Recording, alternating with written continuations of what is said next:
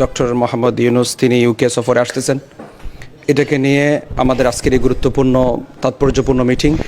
আমরা মিটিং থেকে আমাদের দায়িত্বশীল সিনিয়র দায়িত্বশীল এক দুজন তিনারা আগামীকালের কর্মসূচি ওনারা উপস্থাপন করবেন ইনশাল্লাহ। এতটুকু আমরা বলতে চাই, এই স্বাধীনতার এটা নতুন যে বাংলাদেশের জালিম এবং ফ্যাসিস্টদের বিরুদ্ধে বিজয়ের মাধ্যমে আওয়ামী দুঃশাসন থেকে করেছে। এই বিপ্লবের সরাসরি অংশীদার আলেম ওলামা, মাদ্রাসা ছাত্র জনতা, ইসলামী সংগঠন, ইসলামী দলসমূহ।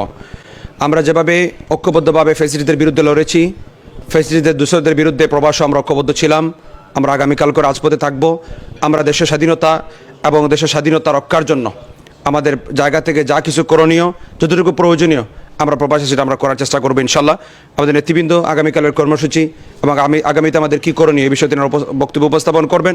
আমরা কমিটিকে এটা স্পষ্ট করে বলতে চাই যে আপনারা আমাদের পাশে দাঁড়ান। যেভাবে জুলুমের বিরুদ্ধে দীর্ঘ 16-17 বছর জালেম ফ্যাসিস্টদের বিরুদ্ধে আন্দোলনে যেভাবে আমরা ঐক্যবদ্ধভাবে ছিলাম, আমরা প্রবাসও যেন ঐক্যবদ্ধ থাকি।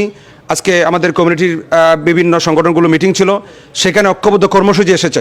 আগামীকালকের কর্মসূচি ওনাকে হোটেলে রিসেপশন দেওয়া, জমিয়তুল উলামা ইসলাম, বাংলাদেশ খেলাফত মজলিস সহ আরও যে সমস্ত কমিউনিটির সংগঠনের দায়িত্বশীলরা রয়েছেন, আমরা স্বতঃস্ফূর্তভাবে কমিউনিটির সবাইকে আহ্বান জানাবো, আসুন দেশের পাশে দাঁড়াই, আসুন স্বাধীনতার পক্ষে দাঁড়াই, জালেম এবং তার সহযোগিতার বিরুদ্ধে আমরা ঐক্যবদ্ধভাবে দাঁড়াই। আল্লাহ যেন আমাদেরকে তৌফিক দান করেন।